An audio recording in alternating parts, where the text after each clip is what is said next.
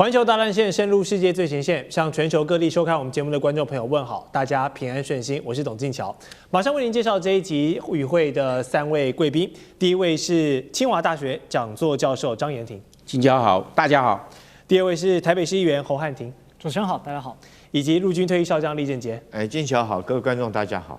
好，进入到我们节目的第一个话题，我们持续是要来看现在中东的最新局势哦，依旧是似乎要进入到一个最后时刻了嘛？因为就在深夜的时候呢，伊朗的首都德黑兰哦，又传出有这个密集的防空火力。那不管是德黑兰还是多个伊朗的城市呢，都启动了这个防空系统，并且是针对小型的无人机、微型的无人机、飞行载具都开火拦截了。所以现在宣告全城又进入到一个战备的状态。另外呢，美军这边的动作我们也看到了，大军的压境，26艘的军舰都开往这边，还有布希号整个航母打击群哦，现在已经直逼印度洋，海空都在集结。空有什么？14架的 C-17哦，一直在疯狂的拉货，所以又海又空，现在都是要确保美军在整个中东的后勤能力、他们的战备能力是足够的。我们再看到现在酝酿下一轮打击的这些动作，现在是持续在进行。那如果美军真的打响了第2轮这个第一声枪响，谁最高兴呢？可想而知，一定是以色列嘛。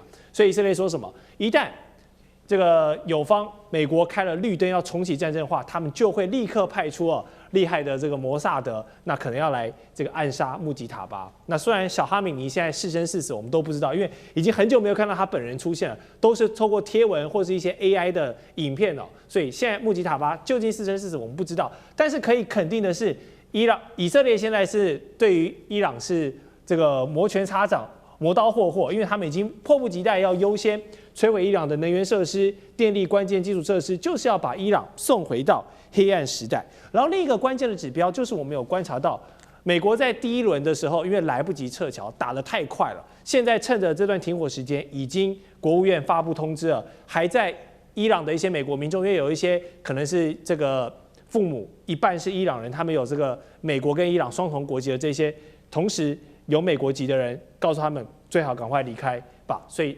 种种酝酿，我们都发现现在美国的动作频频。那伊朗方面的动作呢？他当然知道美国这样子这么多大动作，伊朗当然也不能示弱。我们看到，除了现行在战争中出现的无人机蜂群、饱和飞弹的攻势，还有各种不对称战力之外呢，他们现在也公开了一个所谓的多层次反击清单，然后也列了几个重要的，就是在警告美国，如果你做这些事情，我就要对你反击。我们来看看有哪些。能源跟基础设施如果遭到打击的话，伊朗会动用飞弹跟无人机还以美国还有盟友的关键设施，盟友肯定就是石油国嘛。如果他们的岛屿跟港口遭到占领，会对美国的航母跟舰队发动饱和攻击。如果他们的政要还有一些要员遭到暗杀，包括穆吉塔巴、小哈米尼或者是革命卫队的哪些高层，那就要攻击美国或者是盟友的 AI 哦，现在很重要哦，是带动整个全球股市往上冲的一个大题材，还有资讯中心。再来，如果美国海上进行封锁升级，那它就要同时在封闭曼德海峡、荷姆兹曼德，同时给你全部封掉。最后是，如果美军发动地面入侵，当然这也不是川普他们想要看到的局面，但是如果发动地面入侵的话，我就跟你死磕到底。这就是伊朗现在已经列出的他们做的反击清单。所以我们先请教一下这个张教授好，双方现在都把行动手段都列上了。那德黑兰这个防空火焰在晚上又亮起来，然后美国的海空这样总动员，包括国务院撤侨，这3件事情同时成立的话，你有没有感觉已经嗅到了美国跟以色列第2个 Round 2的大规模袭击已经在酝酿？因为在第一阶段40天的美国跟以色列去打这个伊朗，并没有达到美国预期的战略目标。那伊朗没有接受要放弃核武的研发，也就浓缩铀要把它交出来，是伊朗不会答应。第2个，伊朗还提出了非常严苛的条件，就是要美国负责战争赔偿。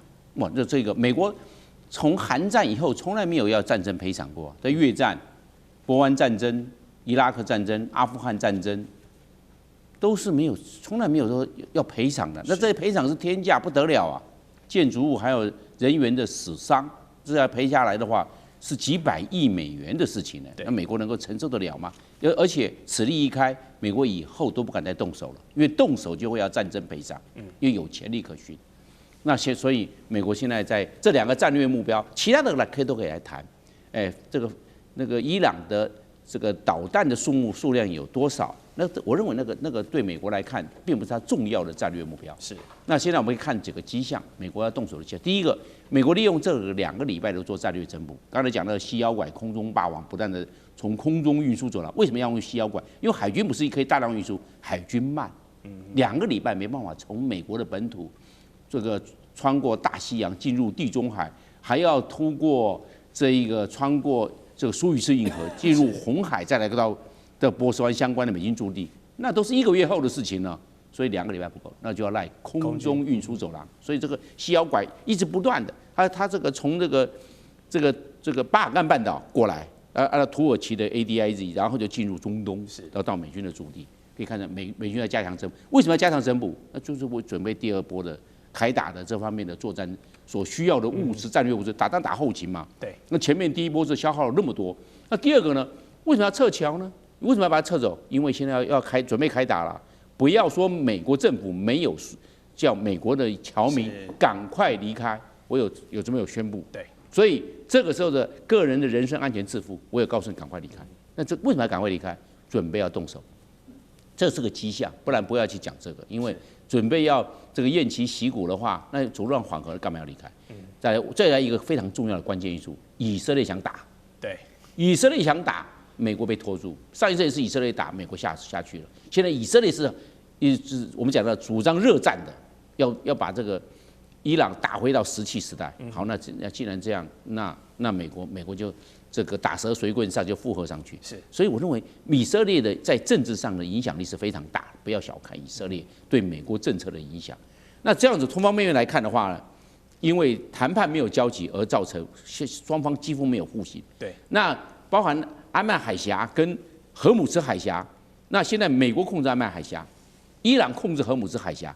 那现在伊朗如果是要开打的话，伊朗可能还要控制安曼海峡一部分，因为安曼海峡毕竟伊朗的重点是在荷姆斯，但是不要忘了，安曼也是在阿拉伯海，也是跟伊朗的整个沿岸是有接壤的。所以伊朗在这一方面，我认为他不会改，他有个原则，对等报复。是你打伊朗什么，伊朗就打什么。他名单都给你列出来了，对，都列出来。换句话说，这个对等的报复看出来了，伊朗是有准备好。是，如果伊朗没准备好，他不会这么说。他换句话说，他的先后次第的目标跟目标物的清单都列出来了。是，那这样的话，你美军打我什么，我先告诉你，我先预告你，我会动手打哪些东西。换句话说，伊朗是有备而来的，所以我认为目前双方都有动武的迹象跟可能性，我认为可能性非常高。OK， 好，谢谢张教授的分析。确实哦，从很多的不管是美军的行动，还是各方面的海空部署，我们都看到了，现在第2波的酝酿真的有可能箭在弦上了。但是我们刚才也跟观众朋友分享，伊朗的多层次反击清单，他现在也给你列出来了，就是你美军要动我什么东西，相应的我可能也会去动你什么东西。所以如果在最严重的情况下，可能会演变成一场全球化的报复战略。刚才讲的这些种种动作，如果真的打下去的话，伊朗能够再次重创美国，还有这些他的中东的这些石油国家呢，他的这些盟友嘛，而且前一波是打到石油中心哦，刚刚现在已经讲要打你的 AI 了，现在大家都在发展 AI， 如果被打的话怎么办？要知道那些记忆体啊，那些伺服器都是很贵的。那以伊朗目前的剩余武器，李将军觉得他做得到吗？我也认为张将军的看法是正确的哈。这个美国现在来讲的话，可能没有就善罢甘休。是，虽然说是现在谈判这个美国川普虽然说是讲说在等伊朗这个自己内部整合好，提出一个统一的方案之后，然后再继续跟美国来实施谈判。然后在谈判之前，他暂时停火。可是有一句话讲叫做兵不厌诈哈，尤其是川普这种人讲的话，其实你不太可以相信。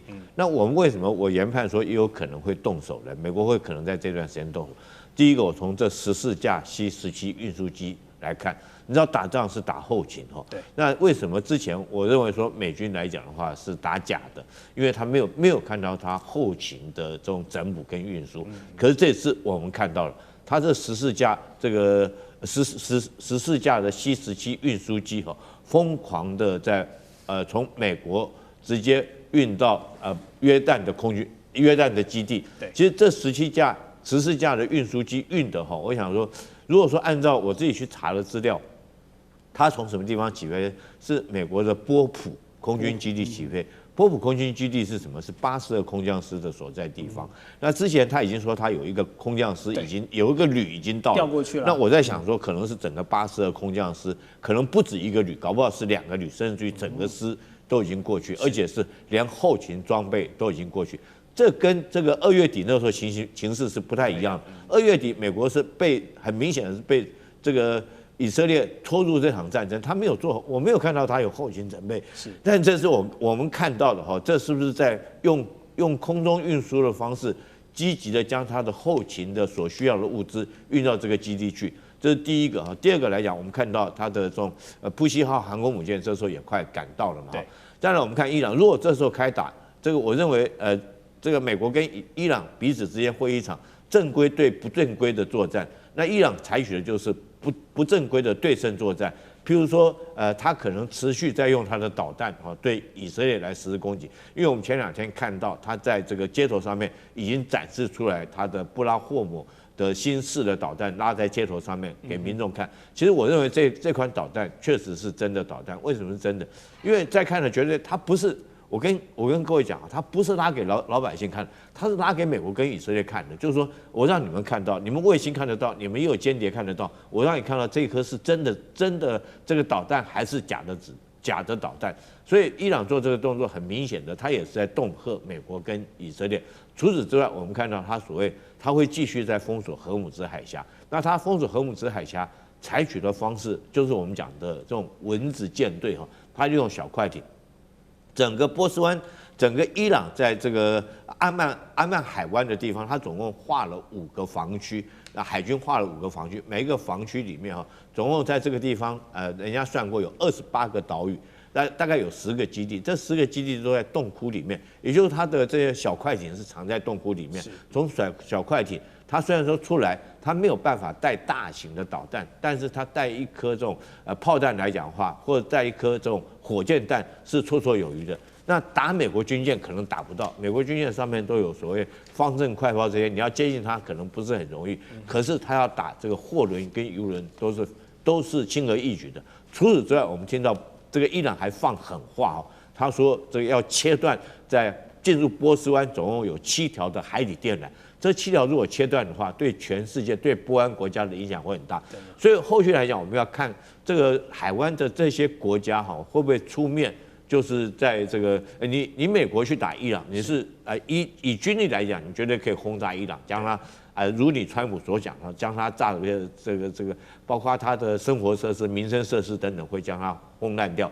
可是问题，如果伊朗的反击可能对周边这个海湾国家会造成很大的伤害，那海湾这些周边国家会不会去拉住美国说你不能动手？你动手的话，倒霉的是我，就变成说是我你去打人家，结果是我挨揍。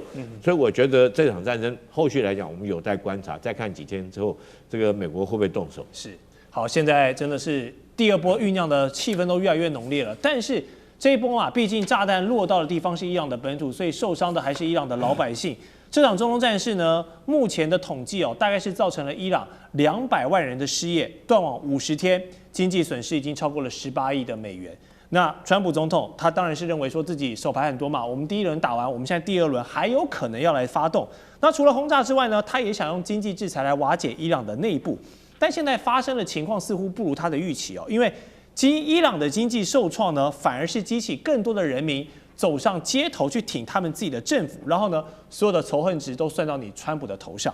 好，一开始美军意气风发的实施怒火，结果到现在有一点骑虎难下。如果要第2轮打下去，确实会对伊朗造成很大伤害，但是美军又是更多的劳民伤财，在后续要继续来进行。所以我想问一下议员，你觉得现在美国政府当前陷入的困境是什么？打跟不打？其实川普他在战略上陷入了3大致命的误判。一开始认为说，我只要极限施压伊朗内部不满肯定就能够像委内瑞拉一样，可能顺利的解决，或者搞到你们自己被颠覆掉。但误判1，他完全错估了伊朗政权的社会控制跟叙事的能力。伊朗政权它透过革命卫队巴斯基的民兵深度的嵌入所有的社会体系，而且它也垄断了讯息的通道，比如说断网，这也是一个很方便的。所以他把所有的经济困局呢，完全归咎在美国这个邪恶的政权而不是我治理有能力。有问题，再加上川普本身的形象也不是很正面，好，所以就加强了他的这个叙事。那因此，在遇到外部威胁，内部更能够团结，那这也是在威权国家当中时常使用的生存策略。而川普第二个误判，他也忽视了伊朗它的经济抵抗韧性。伊朗它在长期的制裁之下，它已经有一套成熟的抵抗经济制裁的这个体系和庞大的走私网络。所以它的正规经济虽然被制裁了，但是呢，它这些非正式的体系依然在运转。而且战争摧毁了中产阶级和私营的公司的经济，它却强化了本来就依赖于政权来发配分配给这些基层民众的这个状态，所以这些人反而成为了革命最忠实的拥护者跟支持者。再来第三就是太低估整个宗教跟民族情感的动员能力，对吧？这个发布了圣战的命令啊，然后呢，全球这个什叶派穆斯林啊，大家要团结起来啊。所以这使得大家可能在经济上、生活上很痛苦，但是却赋予了一种殉道者的神圣意义存在。所以在宗教的感召之下，我忍耐这些痛苦不是无奈啊，我是通往天堂的阶梯，大家更愿意去跟川普对抗。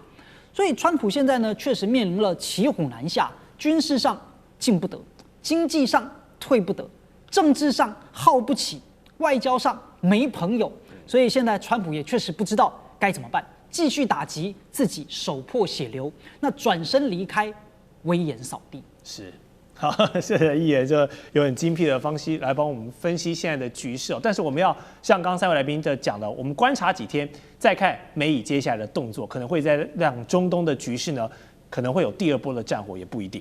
好，我们稍后节目回来要继续讨论，就是荷姆兹海峡，这也是战场上的另一个关键了，因为它的过路费已经进账了，而且付的是外汇加里亚尔，这就很有意思了。那么全球的航运咽喉，接下来都要有样学样，都要开始收费，大收费模式了吗？还有川普那讨人厌的发言哦，现在激起了欧盟的团结，而且曾经帮忙过阿富汗战争的本地人，现在要被川普无情抛弃了吗？我们待会回来。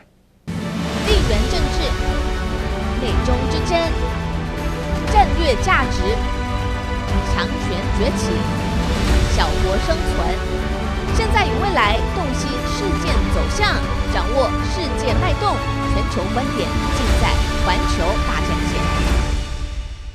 好，继续带观众朋友来看懂这场中东战事。如果你把中东的战争拆开来看本质的话呢，其实就是针对荷姆兹海峡的一个控制权了。那现在局势呢，已经正在反转了。我们来看美国原本想透过封锁阿曼湾呢，可以来实施对伊朗的这个施压，并且解除对荷姆兹海峡的封锁。但是现在发现哦，美军有点是打不进去，封不住，然后伊朗的石油呢，这个生意还继续做，并且是之前大家讨论的这个要过此路留下买路财这个事情啊，已经真正发生了。第一笔的这个通行费呢，已经是进账了。那另外呢，华盛顿邮报还指出哦，美军如果想要清除这个水雷，可以啊，但你要清多久？不好意思哦，6个月，也就是半年的时间。这6个月一拖，期中选举还有选吗？这个我们先打个问号。这让川普气得跳脚，现在下令美军是你一旦发现敌军任何的布雷单位，你就给我先打掉，先击沉就对了。那军事方面，我们来看一下，美军现在有3套传出攻打荷姆兹的方案，我们陆续来看。方案1就是全面扫雷嘛，然后长刀红箭。但我们刚提到要清这个6个月，耗时这么长，风险又高，而且伊朗你继续清我继续布嘛，大家呈现一个你争我家的一个消耗战。方案2用空袭压制伊朗的沿岸，就是去轰整个伊朗那些穿梭在那些洞穴里面啊，干嘛的？但是呢，这个问题也是它无法完全确保这个方案能够奏效，然后每一颗飞弹都是纳税人的钱啊，你这样轰是打一个无底洞吗？而且伊朗继续用不对称攻击跟你耗。第3就是渗透跟情报战，这个当然就很吃整个美国美军还有整个这个以色列摩萨德的情报能力，就是要趁在停火期间摸清楚他们的手法，包括刚才我们前一节讲到的，现在以色列一直在想说想对小哈米尼下手，但他究竟是不是活着的，我们都还不知道。所以伊朗的幽灵部队的位置在哪里，还有美军的精准打击这些关键节点，那问题就是我们不知道美国跟以色列对于伊朗现在内部究竟里面有没有内讧，究竟小哈米尼是死是活，所有的风险的问题现在都还没有扑上台面，这个都要持续的观察。所以我们先请教一下厉将军哦，川普下令看到伊朗的布雷单位你就给我打就对了，反映出美军其实他们非常忌讳这个水雷战。还有我们刚刚说荷姆兹海峡这3套方案里面，你觉得真的有可行性的吗？还有哪一些是一听就觉得太离谱了？美军这3套攻打荷姆兹的方案，我先这个怀疑，就是美军这3套方案到底是要封锁荷姆兹海峡，还是要开放荷姆兹海峡？你要先弄清楚你的作战目的，才能拟定你的行动方案嘛。那原来这个人家伊朗已经同意开放荷姆兹海峡，只针对你美国跟以色列的船只来实施，不让你美国跟以色列船只经过，其他国家他都愿意让你走。现在在封锁荷姆兹海峡了，反而是美国但是美国讲的也很那个，他只封锁伊朗，所以现在这整个荷姆兹海峡情势确实很吊诡到底是谁在封锁这条海峡，造成全世界能源的这种出这个大的断供那我们看美军如果说这3个方案很明显看得出来，它的目的是要开放荷姆兹海峡，让这个波斯湾里面的船可以自由的进出。可是我觉得这3个方案对美国来讲都非常的吃力。首先你要扫雷，对，就是扫雷。那美国之前川普有讲，他已经对这个伊朗的布雷艇来实施攻击，而且他数据已经讲出来，我打沉了28艘。我想说，川普自己之前有讲过这种话，可是他讲完这种话以后，我们发现伊朗的布雷艇有多少艘？上百艘，你打成28艘，对他来讲的话是平常讲是不痛不痒。而且最担心的是这个，如果说你逼到他最后，他不是用军舰，他随便用渔船去布雷那更糟糕了。为什么？因为渔船布雷的话，它就布一般性的漂流式水雷，那到处会飘到哪里去不知道。如果说是用军舰布，它还可以布这个感应式或者是有这个沉底式的水雷，那可能后续要清雷还比较简单。他如果说你逼着他渔船到处乱丢的话，那以后要清起来，我觉得那更困难。第二个我们看美军有没有能力扫雷美军扫雷有4艘，原来在荷姆兹湾有4艘的这种扫雷艇，但是这4艘都已经退役了，今年1月份退役的。然后现在改成他说要用滨海战斗舰，那滨海战斗舰你要改装才能够担任扫雷任务嘛。而且这个滨海战斗舰到底能不能够适合扫雷，其实还是一个疑问了，因为它如果说是金属船身的话，可能我觉得对他自己本身就会造成危险扫雷艇通常以前是用木头的，要不然现在要不然就是玻璃纤维的，减少它磁性的感应。那第二个方案，他说空袭压制，你知道伊朗现在我刚刚讲了，他的船只都是在沿岸里面躲在那个这个岩缝，或者是挖了山洞躲在里面。那甚至有一些是渔船改装的，那船艇的数量都很小，你用雷达看，可能它跟海浪的波浪你很难去辨识。所以你这个我们现在讲起来好像看地图只有一小段，但是你现地去看那200-300公里，你飞机、你的无人机在这个地方是不是能够侦测到每一艘那么小的一艘的这种布雷艇或者是小船？我觉得也很难，更遑论说你要用飞弹去打它了那等于又用大炮打小鸟，那确实是很浪费的。所以我觉得你空袭制压可能也很难。那你首先要发现目标嘛，你发现不了目标，你怎么去空袭？那再来我们讲渗透跟情报战。当然，渗透情报战，我觉得美军很明显的这一次跟伊朗作战，很明显，我认为它情报很严重的误判。怎么讲很严重的误判呢？我们现在大家都这个全世界人都知道一件事情，美军的弹药已经消耗的 over 了，原来超过他预期的。如果说川普刚开始一定有得到相关国防部跟他提供的情报，然后规划作战步骤、作战构想，然后敌军的情形有多少目标要打击，我用多少导弹。我想这是作战之前一定会有的计划，不是随便乱打。那时候，所以川普才会讲说4天结束战争，后来又说2个礼拜结束战争。因为他原来预估说是敌人伊朗有多少个导弹发射阵地，或者是他的这种指挥所或者无人机的位置。他很精准的研判到，他认为他用这些导弹大概500枚的战斧型巡弋导弹就可以折服让伊朗投降。但是事实上，他现在打了几千枚的战斧型巡弋导弹，伊朗还是没有投降，而且还有很多目标没有打到。他这个导弹从挖又从洞窟里面或者这个土堆里面又挖出来，代表了什么？代表就是说，美国跟以色列当初摩萨德跟CIA 在这个地方很严重的情报收集，有很严重的误判，到底敌人有多少个，伊朗有多少个目标要打击的，或者是这些目标是怎么样能够摧毁的，他们都不清楚。尤其是说从另外一件事情，你看啊，它防御型的导弹爱国者3萨德为什么也是 over 了，比他的原来预期会超过很多，因为他没有预期到伊朗是真的有这种超高音速导弹，所以原来预期。他可能2枚的爱国者可以拦截1枚弹道导弹，他可能比如说他认为伊朗来讲这种弹道导弹可能只有100枚，他认为说是我用200枚的爱国者就可以这个确保以色列的空中的安全，就没想到伊朗拉出来是这个500枚，那你而且这500枚你用2枚你还拦截不住，他的技术可能你要用到3枚才有可能拦截，甚至于3枚都不见得拦截住，所以我觉得从导弹的超过他的预期，我们就看出来。美国在这次行动之中，一开始他应该是情报误判很严重。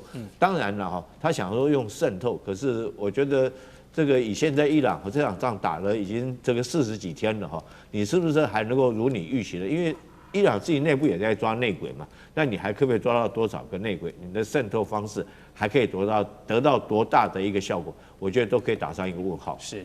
好，荷姆兹海峡不只是能源的要道呢，现在也变成了伊朗的金鸡母，因为伊朗的国会副议长证实了，首笔通过荷姆兹海峡的过路费呢，已经正式入账了，而且收费的形式是采取外汇的现金加上伊朗本地的货币里亚尔这样的混合支付。好，收这个过路费，这门生意有多赚啊？市场就有预估呢，如果以每艘船200万美元来计算呢，每天放行150艘就好，这样的年收入呢，这条水道就可以收到1100亿美元。你要知道，这1100亿可以占伊朗多大的 GDP 了，而且这个是永续产业啊，只要水道有水，这个生意可以一直做下去，多爽！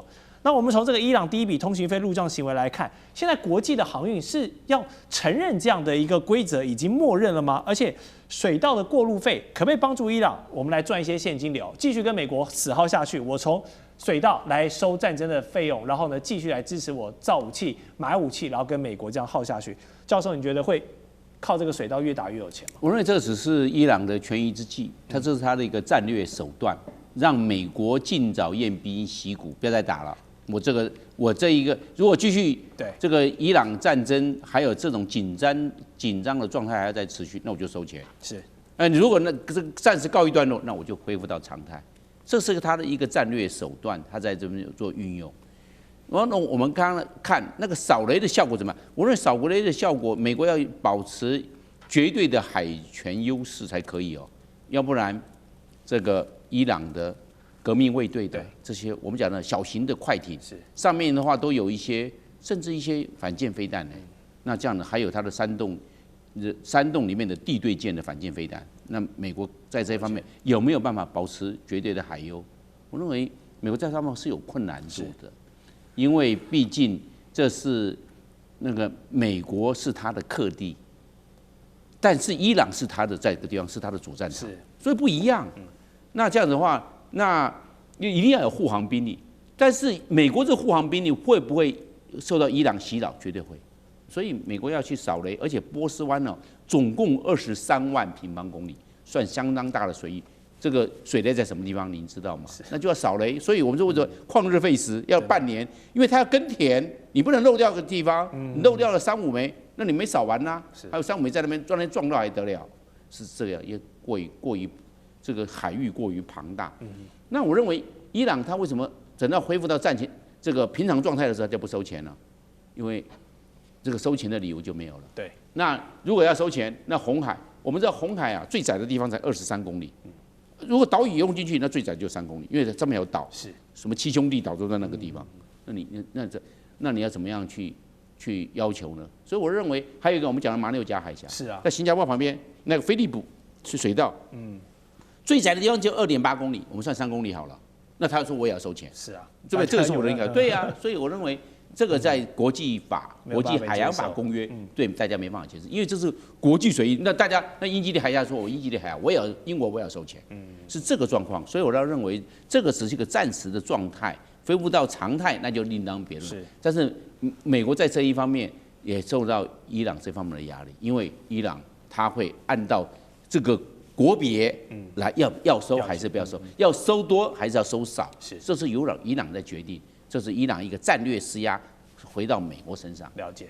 好，特别时期用特别方法，所以伊朗这个收通路费的战争才能发到什么时候？我们要持续观察。当然呢，这对美国来说不是一个好消息。那 CNN 还指出呢，伊朗的原油持续现在在运送到最大的买家中国大陆的手上。4月以来呢，他们每天运送的石油大概是985000桶，要知道是将近100万桶的数量了。航运公司就分析说，美国虽然封锁伊朗的港口，然后扰乱他们的石油生产，但是没有真正去摧毁这套体系。甚至美国财政部长贝森特还延长了伊朗的石油豁免，就证明美国的经济制裁是玩假的嘛？因为我表面上要封死你，但我还是让你继续把石油卖给中国大陆，那可能也是为之后的这个川习会留一丝面子，我不知道，但是有可能有这样的考虑。好，伊朗现在的现金持续回血，而且这个案例一出，就像刚才我们教授讲的，会不会马六甲海峡、英吉利海峡所有的海峡都要占地为王，所有人开船过来，我都要跟你收费，这不是天下大乱了吗？所以呢，如果都来搞保护费这一套，议员你觉得有可能吗？这个印尼所谓要效仿的1天以就被否决了，对吧？印尼的财政部长刚提议说，我们也可以来搞收费，24小时之后，对吧？然后他们自己国家的外交部长就亲自出来否决，所以充分说明了在荷姆兹海峡的收费是极难复制到其他的地方的。伊朗它是在战争的状态行使了自卫权作为收费的法理依据，本来就是非常时期的非常手段。对，那在马六甲海峡呢，它有印尼、马来西亚、新加坡都高度依赖，而且呢几乎是属于3国共管，没错。所以任何重大决策要一致同意啊，那就不太可能会有这种三方一起同意啊，这个什么我们来搞收费，所以不太会有这种事情。那我们要回过头来看到说，这个目前的川普，他完全是自我打脸，而且呢更加证明了陷入了骑虎难下的局面，对吧？贝森特马上宣告说，我们还要再延长30天。对啊，1周之前才信誓旦旦的说不会延长。对，那不过呢，因为川普他口也不是第一次了，总而言之，每一次都是差不多的，先放狠话啊，给最后通牒，之后呢，最后通牒再继续延长，再放狠话，然后再延长。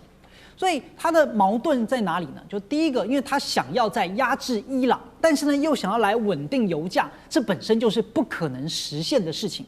而且第二个呢，他还想要搞所谓的2级制裁，对吧？他说，谁购买伊朗石油就制裁谁，对吧？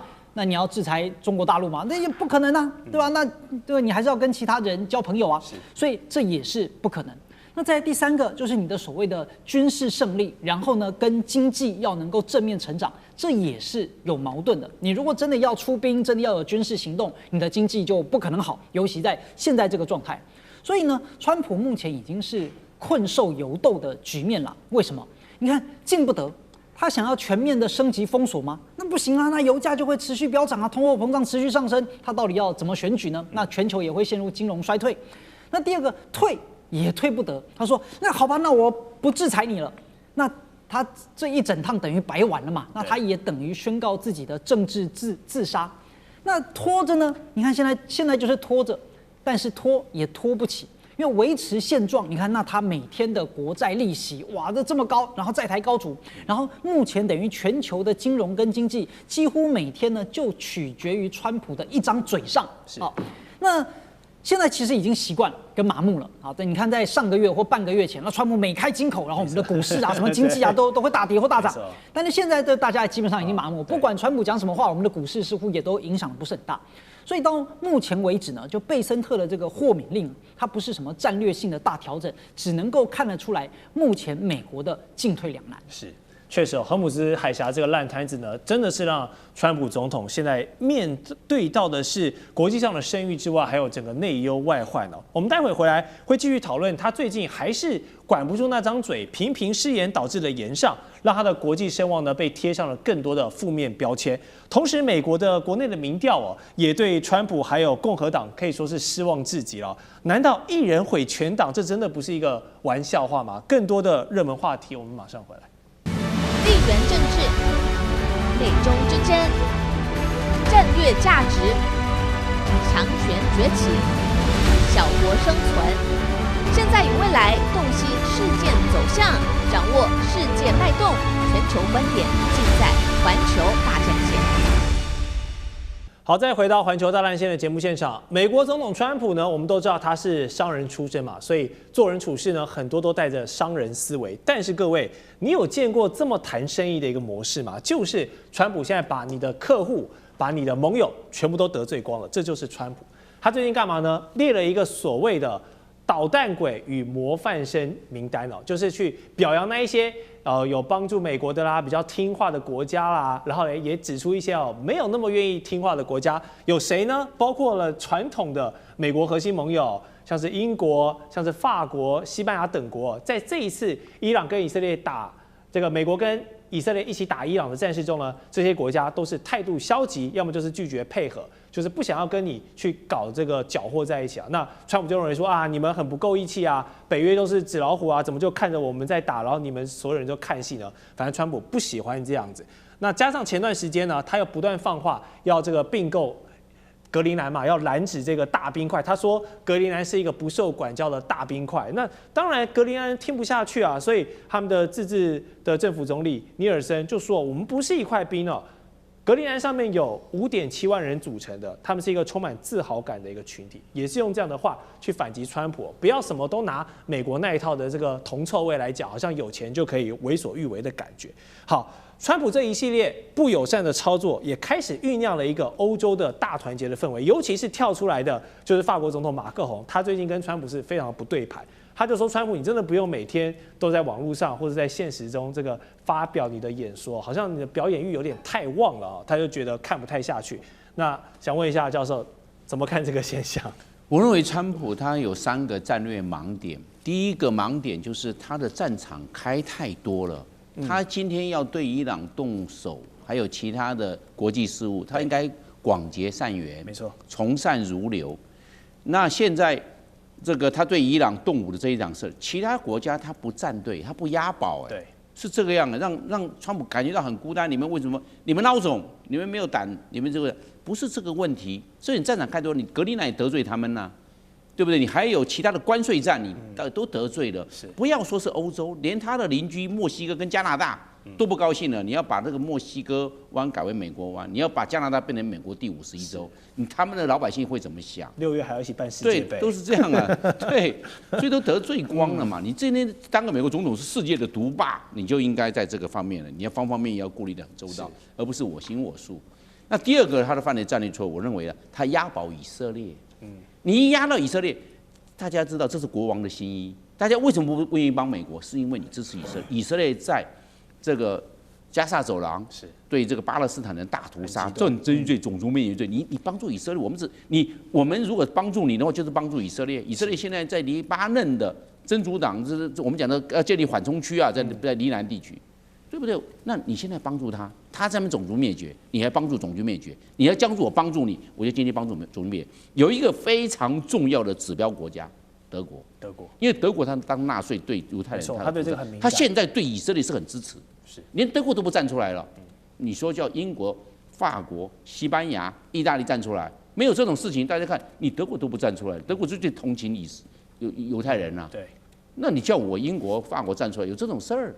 所以我们这里可以知道，德国这个指标都不出来，就知道，因为美国太押宝以色列，变成这个状况，以色列犯了太多的这种战争罪。了解。那最后一个，我认为第3个是美国2套标准，大家都不敢说，都不能讲，就是说你要伊朗废核浓缩铀交出来，那以色列呢？以色列100枚核弹要不要交出来？你要以色列发展核弹，你为什么不让伊朗？同样中东地区，对。同样是国家，2个完全一样的。你要他，你要一直炸他核子，你为什么不要以色列交出2套标准？你今天非常简单，我讲过了，就是要让伊朗啊那个交出浓缩铀，非常简单。以色列你那个交出来，我们交出来，伊朗马上顺利就交出来了，就是那么简单。伊朗为什么不愿意放弃发展核武？就是因为以色列因素嘛。大家都不知道，这是国王的心意，大家都知道，但是大家都不讲，为什么？因为讲了又被你。川普又修理了，对不对？到时候给我寄出什么处分，那我可不是吃不了兜着走，我还要活下去嘛？这是国防心意，没人敢说。没错，好，川普真的是挺以色列到底了。那他热爱网络发文也是众所周知的事嘛，但也经常让其他的国家无言以对。有句话说，只要你不尴尬，那尴尬的就是别人。那最近呢，尴尬的是谁啊？是印度啊，有点尴尬。什么事情呢？就是川普啊，他又发文了，并且是引用了一位保守派播客主持人萨维奇的一些逐字稿。那这个萨维奇本来讲话就是比较极端的，他就在前段时间有撰文炮轰了印度裔呢，是不顾这个白人就业的事情，甚至说印度啊，还有其他国家哦，是这个人间地狱哦。说一旦这些国籍的人拿到美国籍，可能就会惜家带眷，全部都拉到美国来。那这句话听在新德里也耳朵里当然是不舒服嘛，马上回应说会讲这种言论，显然就是你缺乏了解、不恰当，而且非常没有品。那印度的这个印度裔美国人基金会这个组织呢也批评哦，说川普作为美国总统，但是却帮这种保守派的播客发他的文章，这样有点在帮他背书的感觉，这是会进一步的煽动整个种族的言论跟仇恨。还记得这个前段时间，日本首相高市早苗在访美期间啊，川普就直接在他的面前讲珍珠港事件嘛，让大家真的是尴尬到一个极限，哪壶不开提哪壶。那频频在不管是外交场合还是在网络上制造这种言上的情况，我就想知道，川普总统究竟是口无遮拦的一个自大狂，还是他有意为之？因为他知道他的核心选民就是喜欢看他讲这些垃圾话，就是吃这一套的这个政治表演秀。反正黑粉也是粉嘛，我只要有流量就好。议员，你觉得是这样吗？这个当川普很讨厌印度移工的时候，他很可能就会叫台湾来开放印度移工，对吧？你们别来美国，你们要找个地方去，你们就去台湾吧，啊，然后呢，台湾就欢迎印度移工来了。好，那么川普的这些多次表演，当然不是纯粹的口误失言，都是一场融合了他自己的人格，甚至是媒体操弄跟选民算计的精密表演。那第一个，当然我们从心理学上来分析，川普呢是标准的自恋型人格啊，跟夸大型自恋、恶性自恋的典型，叫做临床样本，对吧？就是他充满了一种我即真理的认知框架，那不管事实如何，反正我讲的就是对的，对吧？反正我说了算，那一切的资讯都是以我为主啊，你其他都是 fake news 啊，所以呢，所有的一些评论也好，或者是对于事实的客观发言，他根本不在乎真假，因为到了他这个地步，到了他的职位，他说的话就是真的，你媒体就得要报，大家就得要讨论。而且他缺乏共情，往往都是以攻击为乐，干嘛就破坏对手啦，然后呢去骂别人啦，去嘲讽别人啦，丝毫不在意别人的感受。在第三个，他有一种活在当下的情绪驱动，什么意思呢？是一种不受约束的现在享乐主义者。就不论是在国际的场合，或者说这个政治上面的一些资产，尤其像外交的资产，对吧？这都是要长时间的去维系跟巩固。但对他来说不重要啊，反正我当下爽，对吧？我要退群就退群，我要骂你就骂你，我要对你干嘛就干嘛，反正我当下爽。所以他根本不在乎这些所谓的外交成果，因为外交损失的是长期未来的事情，但网络热度或者现在的讨论是我现在的事情啊。那第二就是他的表演艺术了，就黑粉也是粉嘛？为什么？就主要是精准的来区分受众，所以他的每次言论都不是针对全体国民啊，当然也不是针对世界性的人，是精准的要告诉自己 MAGA 的基本盘。那这些群体他们喜欢什么呢？就是这种高右翼的威权主义倾向跟社会支配的取向，他们希望强人的领袖，对吧？然后对移民啊，对全球化是感到很焦虑的啊，所以他才要去抨击印度啊，指责这些外籍的移民，这是符合他的基本盘对于外籍移民的一种不安全感跟排外情绪。所以他早期才会强调啊，最好要能够盖一座长城啊，对吧？就是外面的人通通都不要来啊。所以把很复杂的社会议题都简化成可恶的，都是外面的人很可恶，对内凝聚，对外呢划清界限。所以这其实都是有精密的算计。是，好，如果说这个背后的网络言论啊，都是精密的算计，然后表现上呈现出来是呈口舌之快的话，那接下来这个数字呢，就真的是令人心寒了。什么数字？1110。好，这代表着什么？这其实是曾经阿富汗战争中那些冒死为美军工作的阿富汗人数量当中，可能是翻译啦，可能是协助美军的后勤的，种这些阿富汗人1110个。好，他们被安置在现在卡达的塞利耶陆军基地的一个难民营内。那在拜登时期的时候呢，有承诺过好，我们这样打完了，对于你们曾经帮助过美国的这些人，我们要给你们庇护。但是到了现在川普政权，他打算不管这些人了，把这些人打包送去非洲的刚果，管你什么，不管你死活哈。那这些人会让人想起当年的这个西贡陷落时的惨况，只是这一次西贡时刻变成了刚果时刻，因为这不仅仅是移民问题哦，你要让美国国内接收1100名这个阿富汗曾经帮忙美军打仗的人，美国的社会舆论或许也不是刚才像议员讲的 MAGA 那个核心族群想要听到的，所以呢，就把他们送去非洲吧。这已经是一个国家信誉的破产。那难道说对川普总统来说，反正我阿富汗战争打完了，你这1100人对我来说就是过河拆桥嘛？我就是用完即丢的耗材吗？可以这样吗？还有道德吗？想问一下李将军。美国在阿富汗打了20年的战争，那时候打仗是什么？为什么会有出现这些阿富汗的难民呢？他那时候在那边打仗，他扶持了一个阿富汗的傀儡政权，然后跟阿富汗里面的塔利班政府来作战。对，那这场战争，这个美军协助当时所谓的阿富汗政府，总共打了20年，那花了多少钱？花了2.3兆，几乎每天要将近花80亿美元。其实你仔细去了解，其实这些钱美国自己是很浪费的。他到处去请当地的人做很多事情，其实都这个，或者是他们自己军工产业，或者是运输后勤，几乎全部都贪污掉了所以花了2.3兆。当然，在拜登的时候，他们认为这场仗打不下去了，不愿意再花这些钱，也打不赢也不可能再作战获胜，所以那时候就从阿富汗说撤军回来。撤军回来，那就把这个军队这个交给阿富汗。那时候他们扶持的这个傀儡政权自己去应付塔利班。但是我一直记得，我想大家都记得那一刻，美军一走的时候，这个政权根本撑不了2天，就被塔利班政府灭掉。灭掉的时候，那时候有多惨？我们看到这个美军走的时候，那真的是惨绝人寰啊！这些家属他因为他帮美军那时候在帮美军当翻译、当向导那站在塔利班的立场来看，你们是叛徒啊，你们是汉奸的，不能说汉奸，阿奸这个把阿富汗的奸细，你是帮美国人来打我们，所以一定会对他们展开这个，尤其是说按照穆斯林的教法来讲的话，那后续可能是不可能有任何活路。所以我们看到那种惨状，就美军在那边的时候，隔着铁丝网拉的那个妇女啊。将自己小孩就丢给美军，叫美军帮他把小孩带走，他自己死在这边没关系，让他小孩有一条活路。我记得那种镜头，这个拍了好多镜头，甚至于后来他们为了能够活命，那个飞机已经起飞了，就他们扒在翅膀上面，然后飞到半空中，人从这飞机上掉下来，就这个，因为他留在阿富汗一定会被塔利班这个处决嘛。这种状况之下，后来就有一批这个比较幸运一点这1100个人就跟着美军。这个到了这个卡达这个难民营那事情也经过了这么多年，合理来讲，你美国应该提供给他们该调查的，或者是他是不是塔利班假混头干嘛，你应该都已经调查过了。合理来讲，你就应该给他美国公民证，因为他帮你们打仗嘛，他当向导、当翻译，然后带路打仗干什么？结果他如果说回到阿富汗只有死路一条，结果没想到美国居然现在干这种事。为什么美国要干这种事呢？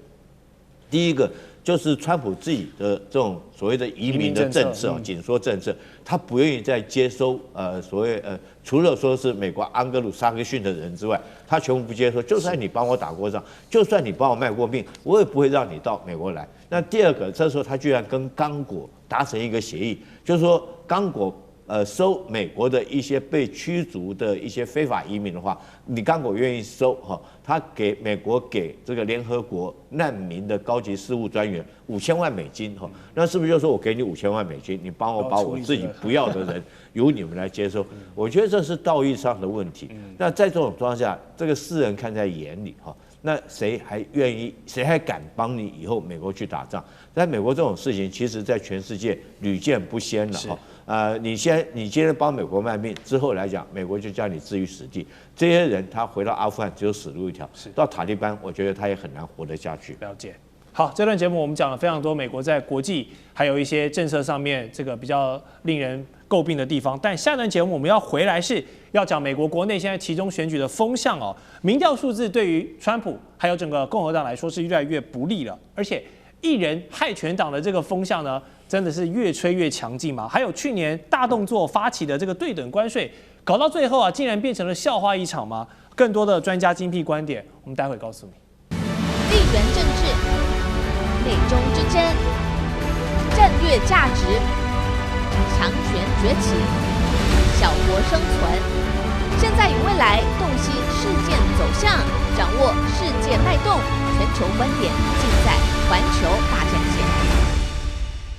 回到节目现场最后一节的环球大战线，我们要带观众朋友来聚焦美国国内现在的政治话题哦。川普总统呢，如今要变成了共和党的票房毒药了吗？过去看他第一届选的时候，那个声势那么的大，然后呢又这么非常会讲这些俏皮话，大家都很喜欢他。但是到了现在第2届，连共和党人都想跟他切割了。好，不仅是他个人的民调呢持续的探底哦，还连带拖累了这个国会的民调惨不忍睹。我们来看一下这个盖洛普最新做的一个民调，美国民众现在对国会的不满意度已经是高达86%，这已经是追平一个历史的新高点了，而且是共和党的支持者的满意度是下跌最多的。尤其是川普的第2任期，共和党的支持者呢，对整个共和党主导的国会满意度呢是63%。那川普执政1年后哦，就差了1年而已，63%，马上感觉是断崖式跳水，剩下20%。所以这就是川普第2任期搞出来的事情哦。共和党这一头大象原本主导了国会，原本可以说是一个完全执政，一手好牌，现在被打到稀烂哦。我们看到，那这里都不是瞎讲哦，这都是数据会说话。那川普第2任期，我们都知道他非常的做自己，想干什么想说什么他就放手去做，但是反映在民调，反映在很多国际大家的反应上，现在要开始自食其果了嘛？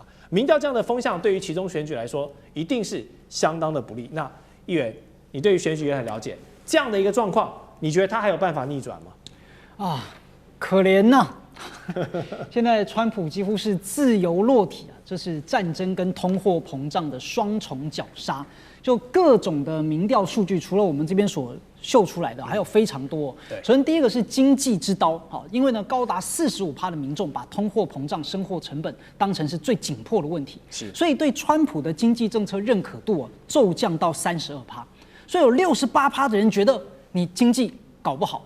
而且最关键就是因为你打仗推高了全球的油价，然后呢，让65%的美国人表示油价对我的家庭构成了严重或者较为严重的困扰。所以这完全背叛川普在选举时候所说的啊，你看美国优先啊，我们要让工人受益，我们要降低能源价格，完全跳票。而且呢，这让共和党的基本盘都出现了裂痕，共和党人对川普处理通货膨胀支持度下滑了10个百分点。而且第二呢，就连战争的这件事情啊，有2/3的美国人也不认可川普他处理伊朗，有54% 是强烈不满意，61% 的民众是明确反对美国对伊朗有更进一步的军事行动。所以川普多次表示，哎呀，我们会很快速、漂亮的解决。但是没有啊，对吧？而且战争的代价越来越高昂，而且看不到尽头的这个风险，所以民众只会觉得一切都是混乱，没有任何的秩序。好，虽然呢，仍然有74% 的共和党人支持啊，他对于伊朗的这个事情，但是这个支持都是建立在川普很强硬，以及假设我们会打赢。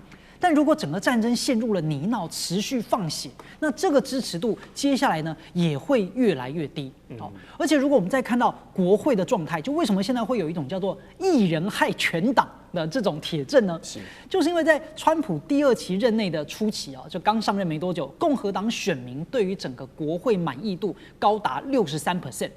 但是呢，到现在经历过了战争啊、通货膨胀啊、什么关税啊，这个满意度暴跌到只有20%，很可怕。刚上台的时候，大家对国会满意是63%，到现在呢，只剩下40%。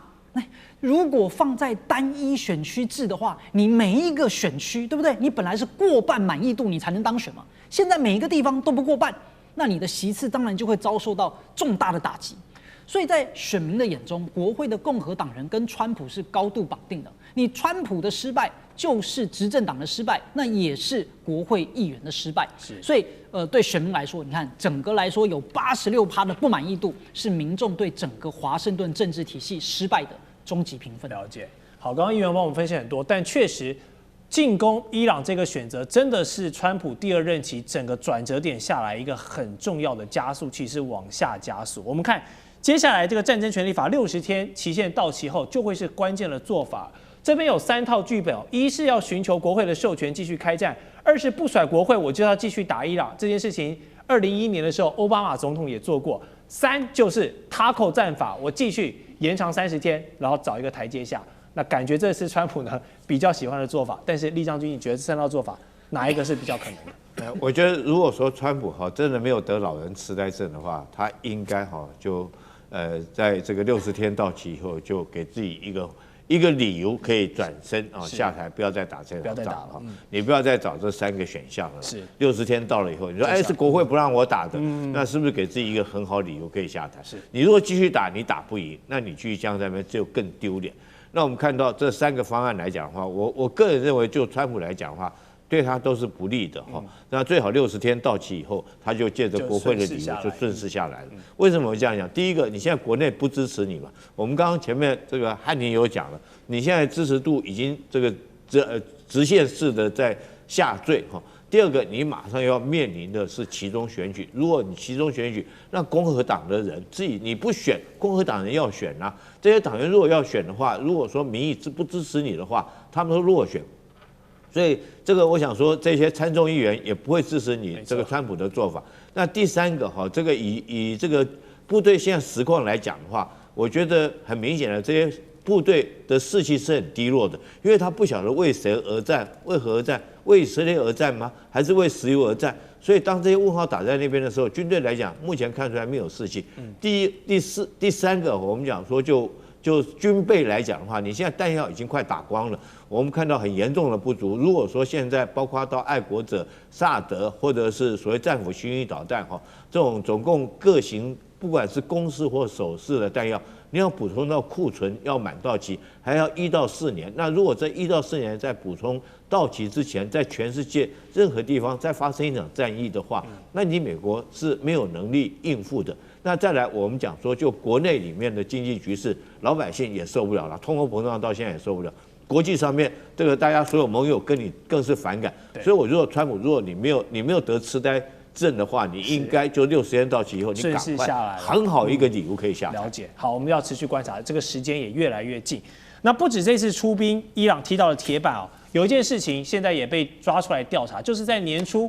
美国大家还记得吗？深入到委内瑞拉活捉总统马杜罗的时候呢，美军竟然有现役的军人这个擅自利用内线的这个机密在预测市场 Polymarket 下注，靠着机密内线消息赚钱，现在要被法办了，代表什么？军纪涣散。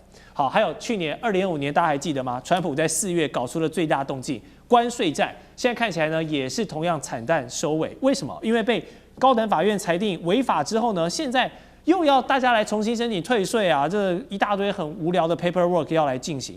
然后美国这边呢要来退还这个1660亿美元的关税，而且退税的对象是谁？都是这些进口商，这些企业有33万间。一般的老百姓，你被加税，你东西买贵，不好意思，这是你家的事，这些钱退了税也不会还给你，是企业在居中来调整，税退了也是他们在拿，老百姓呢1毛钱都拿不到。所以呢，面对这样的状况，川普他也没有跟美国民众道个歉、认个错，反而是继续威胁一些美国的企业，说如果你不来申请退税的公司，那他觉得你是非常聪明的，你这样做很好，我会记住你们的。这是不是有点在暗示一个忠诚的贡献嘛？